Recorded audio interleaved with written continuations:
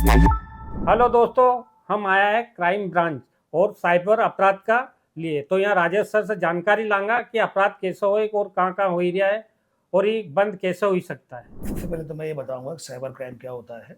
ये cyber crime एक global challenge है, ऑल ओवर वर्ल्ड में सारी कंट्रियाँ इसको फेस कर रही हैं। और साइबर क्राइम एक ऐसा क्राइम होता है जिसमें कि मोबाइल नेटवर्क कंप्यूटर सिस्टम इसका यूज किया जाता है। डाटा किसी व्यक्ति की पर्सनल इंफॉर्मेशन को स्टील किया जाता है, तो डाटा ब्रीच होता है, फिशिंग होती है। तो इस तरह से इसको साइबर क्राइम कहते हैं। साइबर क्राइम बेसिकली अगर हम देखेंगे तो दो भागों में डिवाइड है।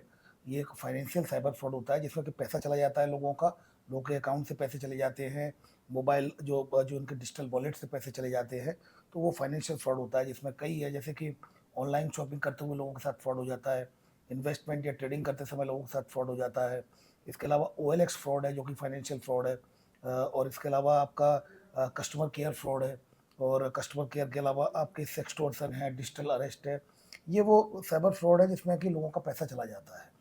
और दूसरा होता है social media fraud, social media defamation, जिसमें क्या होता है कि लोग पैसा तो नहीं जाता लेकिन लोगों की रेपुटेशन ख़राब करने के लिए, लोगों को ह्यूमिलिएट करने के लिए। सोसाइटी में अगर सपोज करो दो बड़ी कंपनियां हैं तो किसी कंपनी को कोई कंपनी बहुत ज़्यादा प्रोग्रेस कर रही है तो उसको डिफेम करने के लिए कोई फेक प्रोफाइल बना लिया, फेक अकाउंट बना लिया और उनके साथ फ्रॉड किया। या फिर बॉयफ्रेंड गर्लफ्रेंड है, ब्रेकअप हो जाता है एक स्टेज के बाद। जब ब्रेकअप होता है तो ऐसी स्थिति है वो कहीं ना कहीं कई बार रिवेंज के एटीट्यूड से फेक प्रोफाइल बना के, फेक आईडी बना के और उनको परेशान किया जाता है। तो इस तरह से साइबर फ्रॉड होता है। और निश्चित रूप से ऑल ओवर इंडिया में नहीं, ऑल ओवर वर्ल्ड में ये बड़ा चैलेंज है। इंडिया में अगर आप देखेंगे 2024 में लगभग 20 लाख से अधिक कंप्लेंट्स I4C में रजिस्टर्ड हुई थी। और इसके अलावा आप देखेंगे पैसा विक्टिम्स ने इंडिया में ही, अकेले इंडिया में ही 22,000 करोड़ रुपए से अधिक विक्टिम ने पैसा लूज किया है।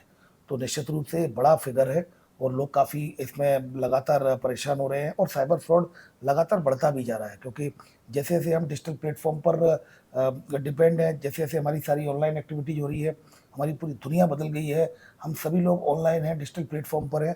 तो ऐसी स्थिति में साइबर फ्रॉड होने का खतरा भी उतना ही हो गया है। हम जिस दुनिया में रहते हैं अपराध उसी दुनिया में होते हैं।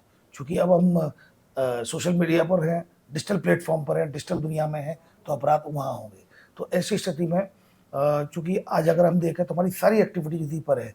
चाहे हम वर्क फ्रॉम होम देख लें, चाहे ऑनलाइन स्टडी को देख लें, चाहे ऑनलाइन बुक स्टडी को देख लें हम, या फिर आप ऑनलाइन शॉपिंग कर लें, या फिर जितने बिल भरने हैं आपको, चाहे वो बिजली का बिल भरना है या जो गैस का बिल अपडेट करना है, और चाहे फिर आपको टिकट बुक कराने हैं, चाहे वो फ्लाइट की टिकट हो, चाहे ट्रेन की टिकट हो, या फिर आपके मूवी की टिकट हो। तो सारी चीज़ें आपकी डिपेंड हो गई हैं कहीं ना कहीं डिजिटल प्लेटफॉर्म पर। तो ऐसी स्थिति में आपको बहुत सावधानी लेने की ज़रूरत होती है। अगर आप सावधानी के साथ अगर इसमें सावधानी के साथ अगर ऑपरेट करेंगे तो आपके साथ साइबर फ्रॉड होने की संभावना कम रहेगी। सर, वो कौन सी सावधानियां हैं जो लोग अपनाएं तो उनका साथ फ्रॉड नहीं होए। ओके, देखिए सबसे पहली बात तो ये है कि हम जो डिजिटल प्लेटफॉर्म पर होते हैं अननोन फ्रेंड रिक्वेस्ट को एक्सेप्ट नहीं करें। अनजान व्यक्ति की कोई फ्रेंड रिक्वेस्ट को एक्सेप्ट नहीं करें हम। नंबर दूसरा, सेक्सटोर्सन है एक, जिसमें कि लड़की ब्लैकमेल करती है, न्यूड वीडियो कॉल होता है। तो ऐसे में हमें अननोन वीडियो कॉल को रिसीव ही नहीं करना है। नंबर थर्ड बात है कि आपको कोई भी लिंक आती है जो अनजान लिंक को कभी भी क्लिक नहीं करना है। नंबर चार, एक APK फाइल होती है एंड्रॉयड पैकेजिंग किट, तो वो जो APK फाइल होती है उसको अपन को डाउनलोड नहीं करना है। अनजान APK फाइल को अगर आप डाउनलोड कर लेंगे तो आपका नंबर कॉल फॉरवर्डिंग में चला जाएगा और कहीं ना कहीं व्हाट्सअप हैक हो जाएगा। नंबर पाँच, कोई भी आपको परिचित बनकर कॉल करता है कि मैं तुम्हारे पिता का दोस्त बोल रहा हूँ या मैं पुलिस वाला बोल रहा हूँ, आपके लड़के को ड्रग के केस में पकड़ा गया है, रेप के केस में पकड़ा गया है, तो ऐसी स्थिति में हमें उन पर ट्रस्ट नहीं करना है। वो पैसे मांगते हैं, अगर वो पैसे मांगने लगे तो ये मान के चलिए वो फ्रॉड है, क्योंकि लॉ एनफोर्समेंट एजेंसी कभी भी पैसे नहीं मांगती है। नंबर छः, कभी भी कस्टमर केयर का नंबर, होटल का नंबर, टैक्सी का नंबर, कैब का नंबर कभी भी डायरेक्टली गूगल से नहीं लें, ऑफिशियल वेबसाइट पर जाकर लें। क्योंकि गूगल से आप डायरेक्टली लेंगे तो सर्च इंजन ऑप्टिमाइजेशन के तहत ये साइबर फ्रॉडस्टर नंबर को हायर रैंक करा लेते हैं, जिससे कि फिर उन्हीं का नंबर रिफ्लेक्ट होता है और आपके साथ फ्रॉड हो जाता है। नंबर सात, ऑनलाइन शॉपिंग जब आप करते हैं तो थोड़ा सा ध्यान रखें कि किन वेबसाइटों का आप जा रहे हैं, उन वेबसाइट का वेरिफिकेशन जरूर कर लें, क्योंकि मिलती जुलती वेबसाइट, फेक वेबसाइट काफ़ी हैं।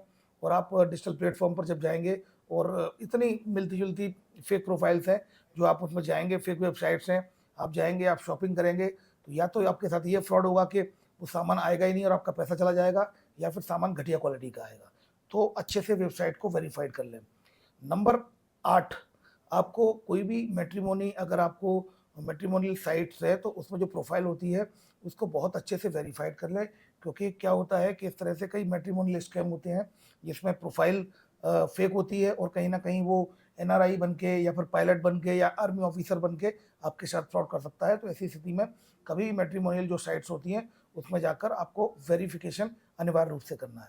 नंबर 9, अगर कोई व्यक्ति आपका बैंक का कर्मचारी बनकर आपको फ़ोन करता है, अननोन नंबर से आपके पास फ़ोन आता है कि हम बैंक से बोल रहे हैं, आपका केवाईसी अपडेट करना है या आपके रिवार्ड पॉइंट्स को रिडीम कराना है या फिर आपकी क्रेडिट कार्ड और डेबिट कार्ड की लिमिट को बढ़ाना है, अगर इस तरह के कोई कॉल्स आते हैं तो इन पर विश्वास नहीं करना है।